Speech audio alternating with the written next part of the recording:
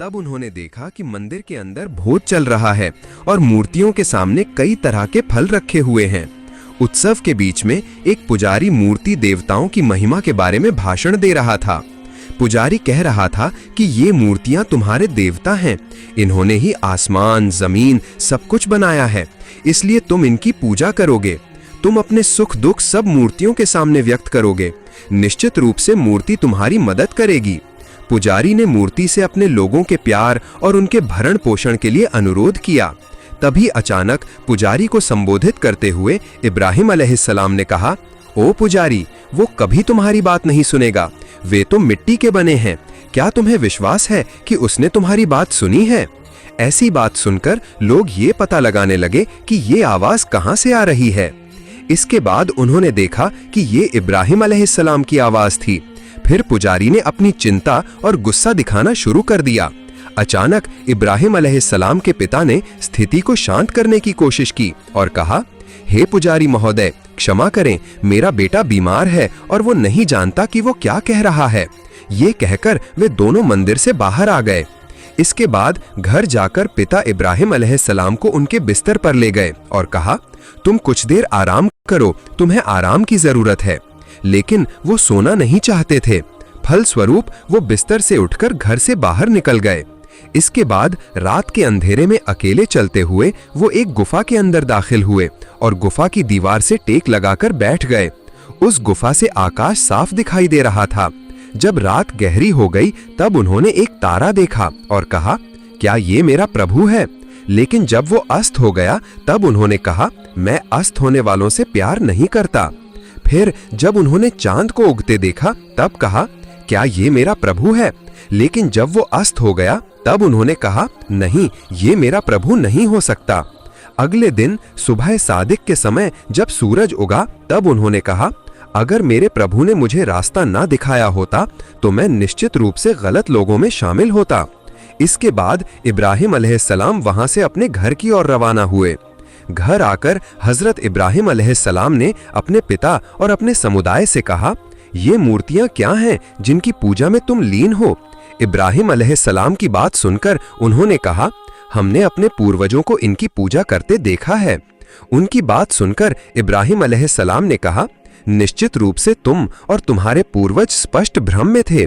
तब उन्होंने कहा, क्या तुम हमारे पास सत्य लाए हो या तुम खेल खेलने वालों में से एक हो? उन्होंने कहा, नहीं, बल्कि तुम्हारा पालनहार आसमान और जमीन का पालनहार है जिसने इन्हें बनाया है और मैं भी इसकी गवाही देता हूँ। इब्राहिम अलैहिस्सलाम की बात सुनकर उनके पिता ने कहा, हे इब्राहिम, तुमने मेरे साथ विश्वासघात किया है और मेरे साथ अपमानजनक व्यवहार किया है। तब इब्राहिम अलैहिस्सलाम ने उत्तर दिया, हे मेरे पिता, तुम क्यों ऐसी चीज की पूजा करते हो जो सुनती नहीं, देखती नहीं और तुम्हारे किसी काम भी नहीं आएगी? हे मेरे पिता, मेरे पास ऐसा ज्ञान आया है जो तुम्हारे पास नहीं आया, इसलिए तुम मेरा अनुसरण करो, मैं तुम्हें सीधा रास्ता दिखाऊंगा। हे मेरे पिता, शैतान की पूजा मत करो, निश्चित रूप से शैतान परम दयालु का अवज्ञाकारी है। हे मेरे पिता, मुझे डर है कि तुम्हें परम दयालु का अजाब छुएगा ताकि तुम जहन्नम में शैतान के साथी बन जाओ। इब्राहिम अलैहिस्सलाम के मुंह से ऐसी बात सुनकर उनके पिता तुरंत गुस्से में बोले, हे इब्राहिम, क्या तुम मेरे देवताओं को अस्वीकार कर रहे हो? अगर तुम ये बंद नहीं करते तो मैं निश्चित रूप से तुम्हें पत्थर मारकर मार डालूंगा। इसलिए मैं तुम्हें सजा देने से पहले तुम मेरे पास से सुरक्षित चले जाओ। एक बुद्धिमान पुत्र और एक महान नबी के रूप में इब्राहिम अलैहिस्सलाम ने अपने पिता को मूर्ख नहीं समझा, यहाँ तक कि अपने पिता के साथ अपमानजनक तरीके से बहस भी नहीं की।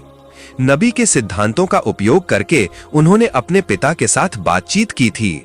जब उन्होंने अपने पिता से कठोर बातें और हत्या की धमकी सुनी तब उन्होंने विनम्रता से कहा, तुम्हारे ऊपर शांति बरसे, मैं अपने पालनहार से क्षमा मांगूंगा। निश्चित रूप से वो मेरे प्रति अत्यंत दयालु है और मैं तुमसे और अल्लाह के अलावा तुम जिनकी पूजा करते हो उनसे खुद को दूर रखूंगा और मैं अपने पालनहार से प्रार्थना करूंगा। मुझे आशा है कि मैं अपने पालनहार से प्रार्थना करके निराश नहीं होऊंगा। इस बातचीत के बाद इब्राहिम अलैहिस्सलाम अपने पिता का घर छोड़कर चले गए। तत्पश्चात हजरत इब्राहिम अलैहिस्सलाम एक नदी के किनारे बैठे थे। वो जानते थे कि नदी के दूसरी ओर एक महान उत्सव होने वाला है, जहां सभी लोग उपस्थित होंगे। तब उन्होंने सोचा, जब सब मेले में जाएंगे तब मुझे कुछ करना होगा। इसलिए इब्राहिम अलैहिस्सलाम ने शहर के खाली होने तक इंतजार किया। जब गांव के सभी लोग मेले के लिए निकल पड़े, तब हजरत इब्राहिम अलैहिस्सलाम मंदिर की ओर चल पड़े। तत्पश्चात हाथ में एक लोहे की कुल्हाड़ी लेकर मंदिर में घुस गए और मूर्तियों को संबोधित करते हुए बोले, हे छोटे बड़े देवी देवताओं, यदि तुम सत्य और महान प्रभु के चुने हुए हो तो कलमा पढ़ो, और यदि तुम सत्य हो तो मेरे साथ युद्ध करो, क्योंकि मैं तुम्हें नष्ट करने आया हूँ। यह कहकर उन्होंने छोटी छोटी मूर्तियों के हाथ पैर तोड़ दिए। झन झन की आवाज के साथ सभी चूर चूर हो गए। तब उन्होंने बड़े देवताओं को भी तोड़ दिया। केवल एक देवता को अक्षत छोड़कर उसकी कंधे पर कुल्हाड़ी रखकर वहां से विदा हो गए। तत्पश्चात अगले दिन जब लोग वापस आए तो उन्होंने अपनी मूर्तियों को नष्ट देखकर बहुत गुस्सा किया। एक ने कहा, जो व्यक्ति ये नुकसान किया है उसे मैं मार डालूंगा। तब दूसरे ने कहा, ये निश्चित रूप से एक युवक का काम है जिसका नाम इब्राहिम है, जो हमेशा मूर्ति पूजा के खिलाफ प्रचार करता था। उसने निश्चित रूप से उन्हें नष्ट कर दिया है। इस बीच राजा नमरूद की सेना वहां पहुंच गई। उन्होंने सारी घटना देखी और तुरंत राजा को सूचित करने के लिए चले गए। इसके बाद एक दल पहरेदार आया और मंदिर को आगे के नुकसान से बचाने के लिए पहरा देना शुरू कर दिया। राजा नमरूद के दरबार में हजरत इब्राहिम अलैहिस्सलाम के खिलाफ शिकायत दर्ज हुई। लोगों ने कहा, हे राजा नमरूद, हमें लगता है कि इब्राहिम ने इन मूर्तियों को तोड़ दिया है, इसलिए उसे कड़ी सजा मिलनी चाहिए। लोगों की बात सुनकर राजा नमरूद ने अपने एक पहरेदार से कहा, तुम अभी इब्राहिम को मेरे सामने हाजिर करो। नमरूद की बात सुनकर पहरेदार इब्राहिम को बुलाने के लिए निकल पड़ा। हजरत इब्राहिम अलैहिस्सलाम अल्लाह ताला की मदद की प्रार्थना करके रवाना हुए। पहरेदारों से घिरे हुए हजरत इब्राहिम अलैहिस्सलाम नमरूद के दरबार में उपस्थित हुए। नमरूद ने हजरत इब्राहिम अलैहिस्सलाम से पूछा, क्या तुमने मंदिर में रखी देवी देवताओं को तोड़ा है? नमरूद की बात सुनकर हजरत इब्राहिम अलैहिस्सलाम ने कहा, किसने तोड़ा है ये बड़ी देवी से पूछिए जो कुल्हाड़ी कंधे पर लेकर खड़ी है। नमरूद ने कहा, वे बात नहीं कर सकते, वे इस विषय में क्या कहेंगे? तब हजरत इब्राहिम अलैहिस्सलाम ने कहा, जो बात नहीं कर सकते, लोगों की बात नहीं सुनते या अपनी रक्षा नहीं कर सकते, उनसे मंगल की कामना करना मूर्खता के अलावा और कुछ नहीं है। नमरूद हजरत इब्राहिम अलैहिस्सलाम की बात सुनकर क्रोधित हुआ और उसे कैद खाने में बंद करने का हुक्म दिया। अगले दिन नमरूद ने अपनी परिषद की बैठक बुलाई।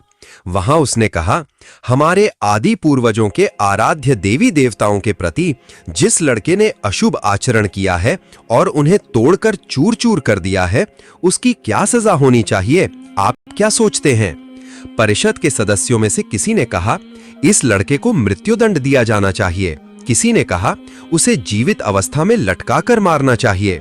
फिर किसी ने कहा, उसे एक भयानक अग्निकुंड में जलाकर मारना चाहिए, ताकि विरोधी चक्र हमेशा के लिए सबक सीखें और पृथ्वी पर एक उज्जवल उदाहरण स्थापित हो। तीसरे व्यक्ति की बात नमरूद को पसंद आई। तत्पश्चात एक विशाल अग्निकुंड तैयार किया गया।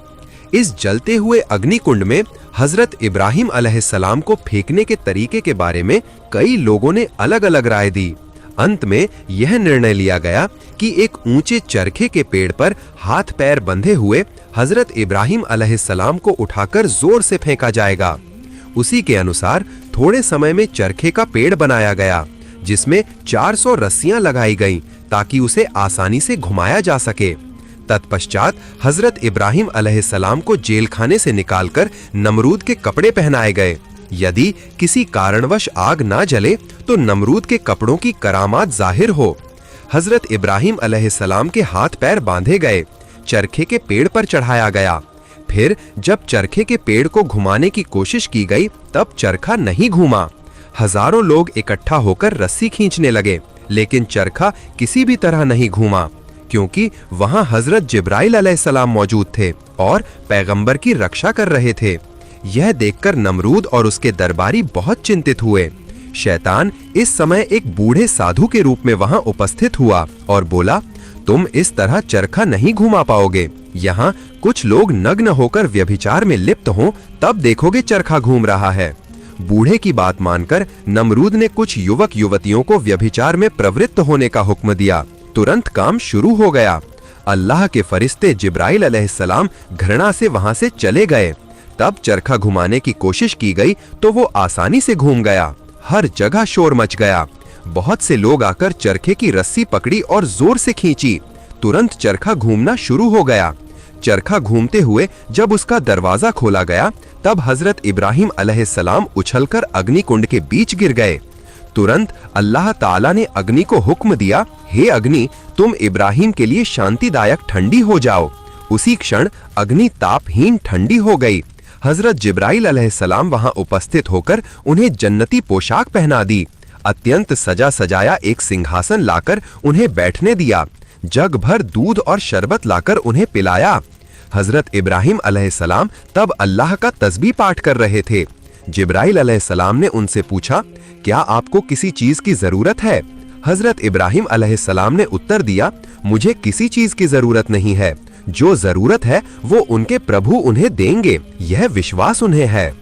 हजरत जिब्राइल अलैहिस्सलाम ने अग्निकुंड के चारों ओर एक बार परिक्रमा की। उन्होंने देखा कि चारों ओर दीवारों के पास आग जल रही थी, लेकिन उसमें ताप नहीं था। उसके मध्य का सारा स्थान फूलों के बगीचे में बदल गया था। यहाँ तक कि नमरूद ने जो सूखी लकड़ियां आग में जलाने की व्यवस्था की थी, वे ताजी होकर पत्ते, फूल, फल देने लगी थीं। नमरूद ने हजरत इब्राहिम अलैहिस्सलाम को अग्निकुंड में फेंकने के बाद 4 मंजिला इमारत की छत पर चढ़कर अपने दरबारियों और रिश्तेदारों के साथ अग्निकुंड की स्थिति का अवलोकन कर रहा था।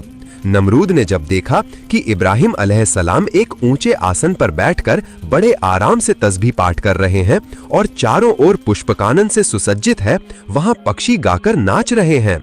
इब्राहिम अलैहिस्सलाम के चारों ओर आग का कोई निशान नहीं है। यहाँ तक कि जो लकड़ियां उसने ईंधन के रूप में फेंकी थीं, उनमें पत्ते, फूल, फल उगकर अनुपम शोभा बढ़ा रहे हैं। तब वह और सहन नहीं कर सका। उसने सोचा कि अब उसकी खुदाई के दावे सहित पूरी सल्तनत खतरे में है। इसलिए हताश होकर उसने अपने साथियों को अग्निकुंड में पत्थर फेंकने का हुक्म दिया। साथियों ने राजा का हुक्म पाकर पत्थर फेंकना शुरू कर दिया। बारिश की तरह पत्थर बरसने लगे। अल्लाह की कुदरत अपरिमित है। पत्थर अग्निकुंड के बीच जाकर जमीन पर गिरने के बजाय इब्राहिम अलैहिस्सलाम के सिर पर बादल की तरह छाया देना शुरू कर दिया। नमरूद के साथ उसकी एक बेटी भी ये सब दृश्य उत्सुकता से देख रही थी। उसने अपने पिता से कहा, हे पिता, क्या आपने इब्राहिम अलैहिस्सलाम के धर्म की सत्यता जांची है? आपने उसे अग्निकुंड में जलाने के उद्देश्य से जो बड़ी तैयारी की है, उसका कोई फल नहीं हुआ है, बल्कि वह और अधिक सम्मान का अधिकारी हुआ है। अतः आप और उसका विरोध न करें, उसका धर्म ग्रहण करें। नमरूद ने अपनी बेटी के मुंह से ये सब बातें सुनकर उसे बड़ी डांट लगाई, यहाँ तक कि उसे मारने की धमकी दी। तब बेटी पिता के साथ और बहस न करके वहां से हट गई। कुछ देर बाद हजरत इब्राहिम के अग्निकुंड के दरवाजे के पास जाकर दरवाजा खोलकर अंदर प्रवेश किया।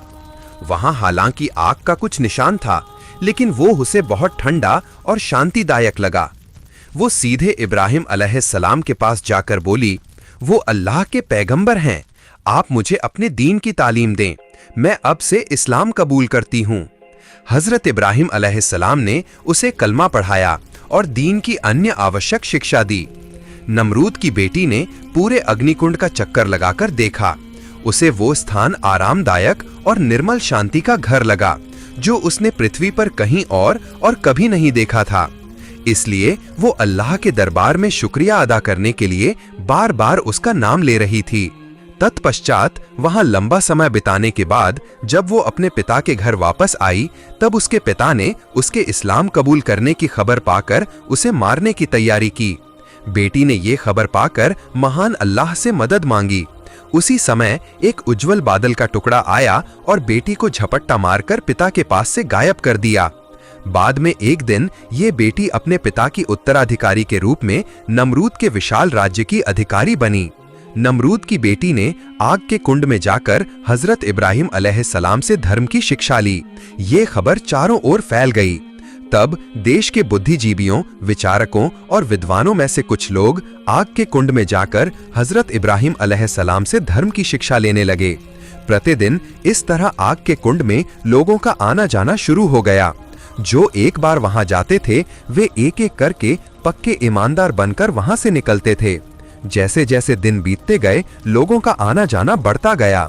नमरूद ये स्थिति देखकर बहुत चिंतित हो गया, क्योंकि हजरत इब्राहिम अलैहिस्सलाम के आग के कुंड में लोगों के आने जाने की संख्या जिस दर से बढ़ रही थी, उससे जल्द ही वो स्थान दूसरा दरबार बन जाएगा। इसलिए उसने हजरत इब्राहिम अलैहिस्सलाम को आग के कुंड से निकालकर देश छोड़ने का आदेश देने का फैसला किया। हामान नामक एक बुद्धिमान व्यक्ति नमरूद का मुख्य वजीर था। वो सब कुछ अच्छी तरह से देख रहा था। इसके बाद एक दिन हामान नमरूद के पास आया और बोला, जहां पनाह, अग्नि एक देवता है, हम उसकी पूजा नहीं करते, इसलिए वो हमसे नाराज है, जिससे हजरत इब्राहिम अलैहिस्सलाम को जलाना संभव नहीं हुआ। अतः आइए हम पहले अग्नि पूजा शुरू करें, तब हमारा उद्देश्य सफल होगा। हामान ने इतना ही कहा था कि एक आग की गर्म चिंगारी आकर उसकी आंख में घुस गई। तुरंत उसकी दोनों आंखें जल गईं। तब वो चिल्लाकर रोने लगा और कहने लगा, हजरत इब्राहिम अलैहिस्सलाम बड़े जादूगर हैं, उन्हें खुलेआम मारने के अलावा महाराज के पास दूसरा कोई रास्ता नहीं है। अभी जल्लाद भेजकर उन्हें मार डालो। नमरूद ने हामान की बातें सुनकर कहा, अभी सिर्फ तुम्हारी आंखें गई हैं, तुम्हारी सलाह मानूंगा तो मेरी आंखें भी नहीं बचेंगी। ये कहकर नमरूद वहां से चला गया और अपने बनाए कार्यक्रम के अनुसार इब्राहिम अलैहिस्सलाम को जलते हुए आग के कुंड से निकालकर चुपचाप देश छोड़ने को कहा।